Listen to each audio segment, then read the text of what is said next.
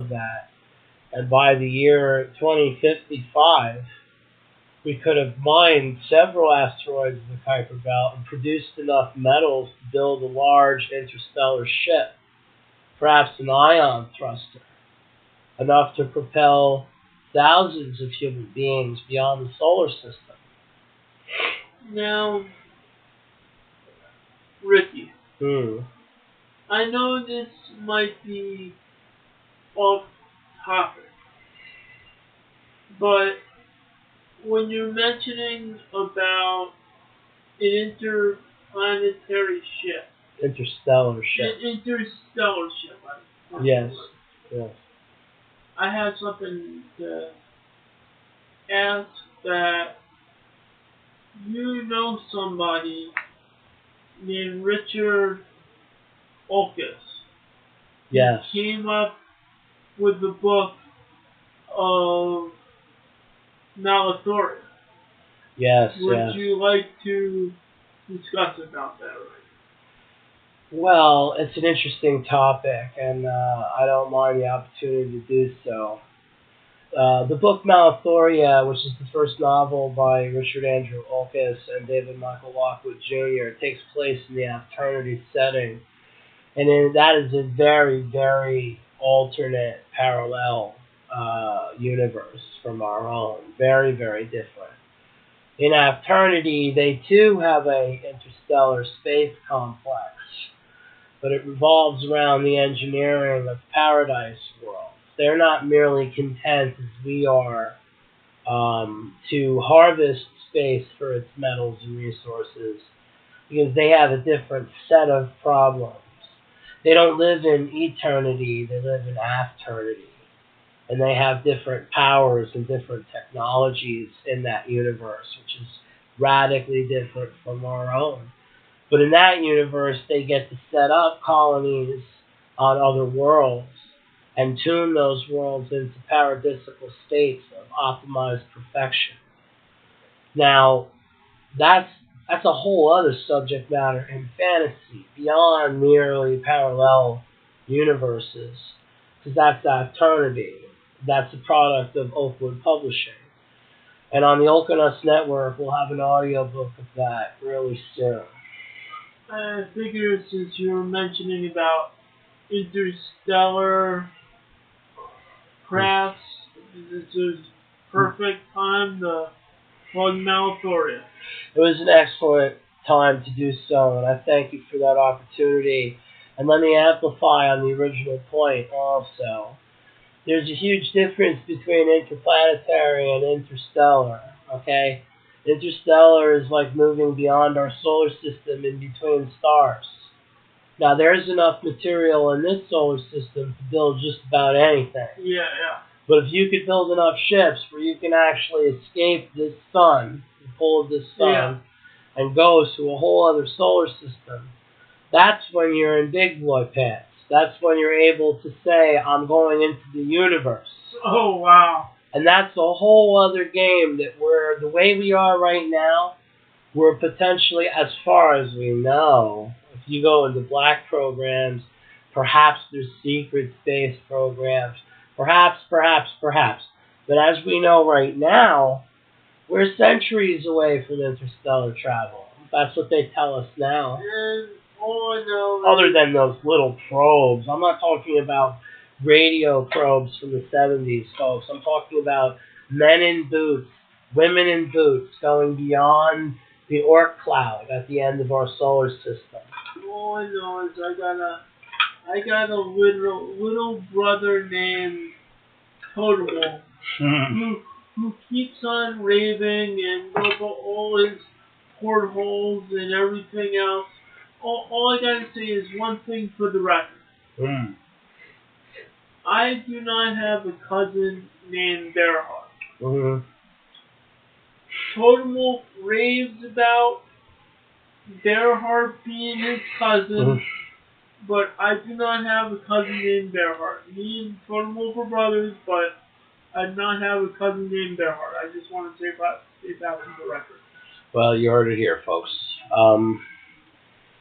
So we learned some interesting alternate holographics today about Earth. We learned that a bullet can make an entire century of debt slavery appear with the push of a trigger. And we also learned that if we could just learn to not be murderous for more than 10 minutes, I mean, literally the sky's the limit.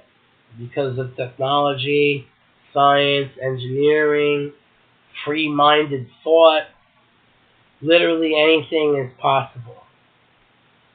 If we could just keep from trying to delete one another. And with that, I think we've reached the frontier of this episode's potential. Yes. So, this is Spiritus Holographica, pardon me, on the Joseph Vivaldi Network. I am Ricky Bearhart, the emissary from the Okeanos Network, a parallel brand to the Joseph Vivaldi Network. But we are as brothers as it stands right now. So I'm going to tell you a little bit about the Okeanos Network programming. We have a channel called Oakwood's Afternoty, which features the audio book of Malathoria, which was referenced before. That's hopefully going to get slow released over the next year. We're in the middle of producing that. We have Oakwood Game Design, or the game for Fables of Afternoty, or just Afternoty, will be played, hopefully soon. We're going to record sessions and put them up as episodes. We have Quantum Posy, which features the poetry and spoken word of Richard Andrew Olcus. You can also find that on Spreaker.com, the Poetry Channel, as well as Amazon Kindle.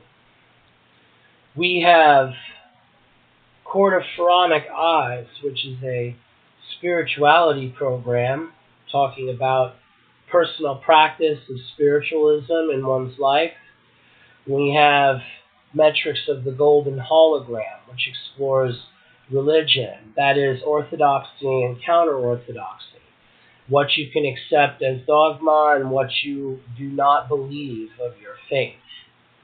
And last but certainly not least, Temporality's Shadow, which is a paranormal investigation podcast featuring a spirit radio. The co-host reads into the radio, which is the host, and we record that. We play it back in slow-mo, searching the AM suite for vocal anomalies. The Okeanos Network, audiobooks, poetry, spoken word, paranormal investigations, and talk. A creative baptism for every day. Check us out on Spreaker.com. All I want to say is about the Spirit Radio that from what my brother Totem Wolf has told me, he got stuck in the Spirit Radio one day and then he got out. I don't know how, but there's a big difference between the wormhole and the porthole. Now, I'm not saying he didn't get stuck one in the other. What I'm saying is our old pal Totem Wolf may be a little confused. You know, he finds it hard enough to get his Captain Crunch eaten in the morning, let alone commenting on other things more heavy. I'll have to ask him about that. See if he's been meddling around in the studio. That might be worth investigating. That might explain why there were nacho chips all over the table last week. I don't know. All I know is that my brother Totem Wolf and Curtis Bearhart. Oh yeah, that guy.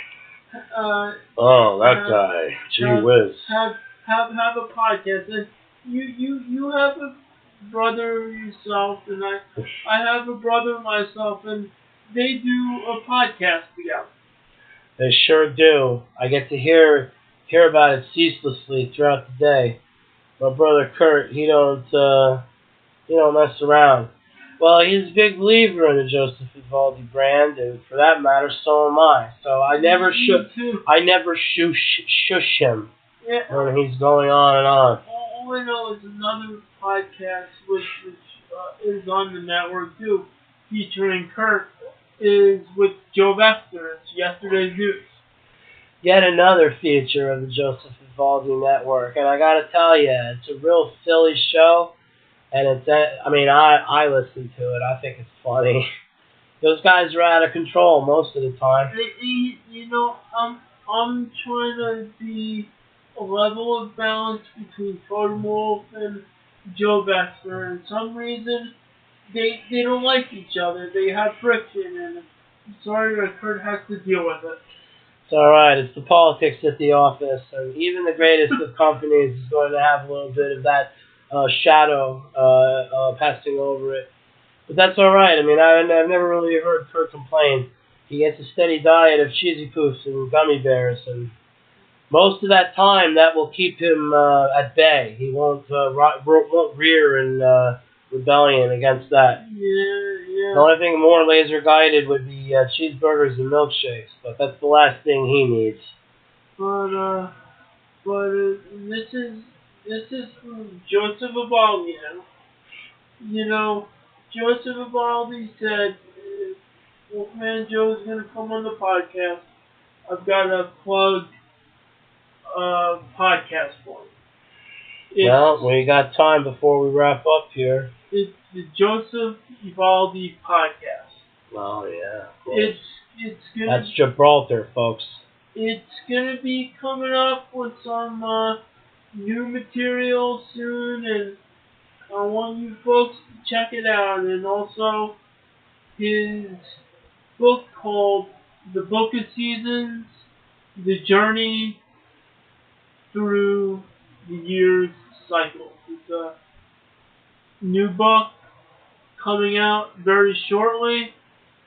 It's going to be released either in November or December, and it's booked on fall to fall, and management and teams and all that other good stuff. So check it out. 2018 has been the year of the rebrand for the Joseph Vivaldi Network. And I must say, it's been nothing but up. But also, it's a rebrand for Joseph Vivaldi himself. Because I've heard through the grapevine that this latest book that he's churning out is a real hot take on some otherwise old info. I was talking to Richard Andrew Olkis, and he had said he read it, and what he got so far was it was a really good situation.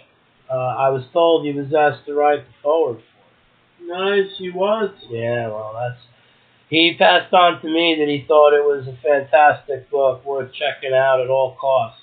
And Joseph Vivaldi was very happy with that foreword. He likes to do more business with Richard Olkis.